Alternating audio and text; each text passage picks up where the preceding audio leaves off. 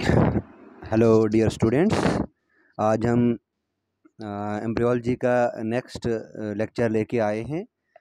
आज हम डिस्कस करेंगे डेवलपमेंट ऑफ फीमेल गैमेटोफाइट। इससे एक और नाम से भी जाना जाता है, इसे कहते हैं डेवलपमेंट ऑफ एम्ब्रियो सैक।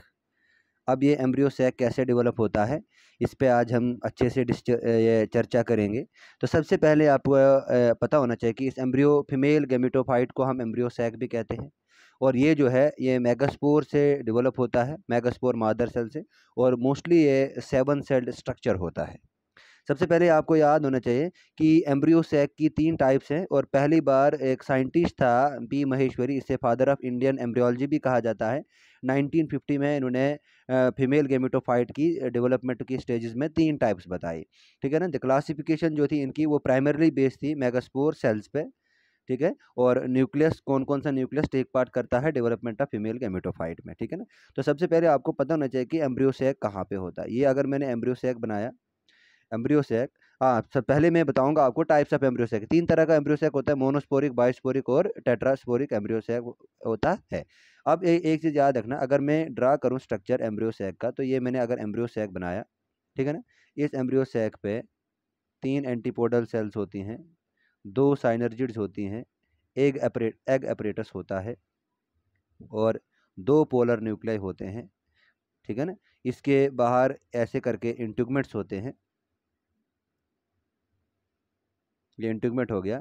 ये इसके बाद नेक्स्ट इंट्यूगमेंट आता है, 2 इंट्यूगमेंट हैं। ये ओव्यूल का है, बेसिकली स्ट्रक्चर ओव्यूल का। ये अगर 2 इंट्यूगमेंट्स है तो इससे कहा जाता है बाईटैगमिक। और ये जो बाईटैगमिक ओव्यूल है ये एंजियो में पाया जाता है। और एक और होता है यूनिटैगमिक, यूनिटैगमिक। और ये जो यूनिटैगमिक ओव्यूल है ये जिम्नोज में पाया जाता है। ठीक है ना। अब इस वाले स्ट्रक्चर्स को हम कहते हैं एम्ब्रियो सैक। अब ये कैसे डेवलप होता है, इसकी 3 स्टेजेस हैं और यही 3 स्टेजेस हमने डिस्कस करनी है। तो मैंने क्या बताया, पी महेश्वरी ने बताया कि एम्ब्रियो सैक डेवलपमेंट 3 टाइप्स का है। पहला बताया ये मोनोस्पोरिक है, दूसरा बताया ये मोनोस्पोरिक बाइस्पोरिक है, और तीसरा बताया ये टेट्रास्पोरिक है। अब इस पे हम चर्चा करेंगे।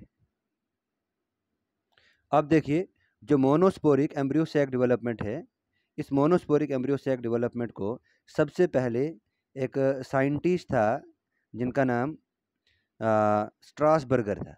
स्ट्रासबर्गर साहब ने सबसे पहले इस मोनोस्पोरिक एम्ब्रियो सैक डेवलपमेंट को एक प्लांट में डिस्कवर किया, पॉलीगोनियम।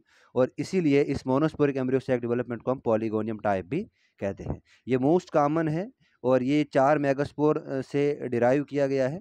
और मोनोस्पोरिक एम्ब्रियो सैक डेवलपमेंट 2 तरह का होता है, एक होता है पॉलीगोनियम टाइप और दूसरा होता है ओनिथेरा टाइप। ओनिथेरा टाइप होता है।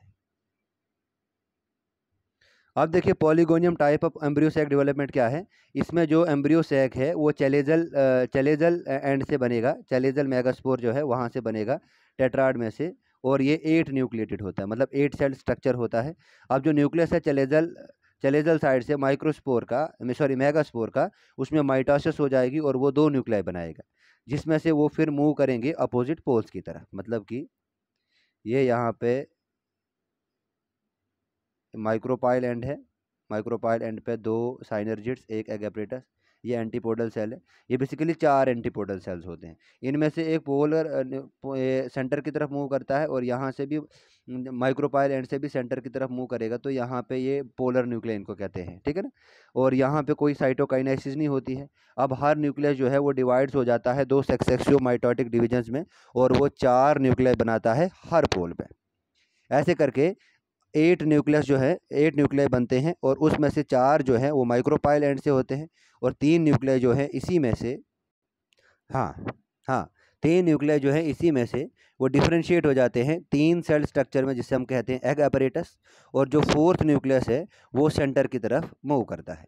इसी तरह से जो 3 न्यूक्लियाई हैं चैलेजल एंड के, उन्हें हम पोलर न्यूक्लियाई कहते हैं, और जो लेटर फ्यूज हो जाते हैं एक डिप्लॉयड न्यूक्लियस के साथ, जिसे हम कहते हैं सेकेंडरी न्यूक्लियस। और 3 जो एग अपैरेटस है उसमें एक एग होता है, एक एग सेल होती है और 2 साइनर्जिड्स होती हैं। क्लियर है यहाँ तक?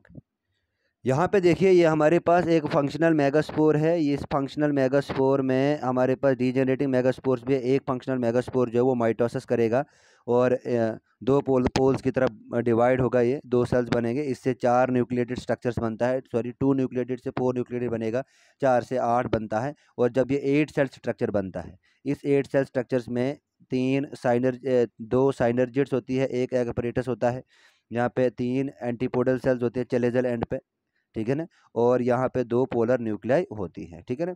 तो ये polygonum type of embryo sac development है। क्लियर है यहाँ तक? इसमें ही दूसरी टाइप आती है Oenothera type of embryo sac development. ये जो है ये कहाँ से डिराइव्ड होती है? माइक्रोपाइलर मेगास्पोर से, जिसमें जो है ये सिर्फ 4 न्यूक्लिएटेड है, जैसे हमने पढ़ा पॉलीगोनियम 8 न्यूक्लिएटेड है, ये 4 न्यूक्लिएटेड है। जब द फंक्शनल मेगास्पोर न्यूक्लियस जो है वो डिवाइड करता है 2 माइटोटिक डिवीजन से और 4 न्यूक्लियस बनाता है, जिसमें से 4 न्यूक्लियस जो हैं वो इस तरह से अरेंज हो जाते हैं कि जिसमें से 3 एग अपैरेटस बनते हैं, जिन्हें एग अपैरेटस कहा जाता है। एग अपैरेटस में एक पोलर न्यूक्लियाई और 2 साइनर्जिड्स होती हैं, और पोलर न्यूक्लियस जो है वो प्रेजेंट होता है सेंटर में। इस किस्म का एम्ब्रियो सैक जो है वो ओनियरेसी फैमिली में पाया जाता है। यहाँ पे कोई भी एंटीपोडल सेल्स नहीं होती है। क्लियर है यहाँ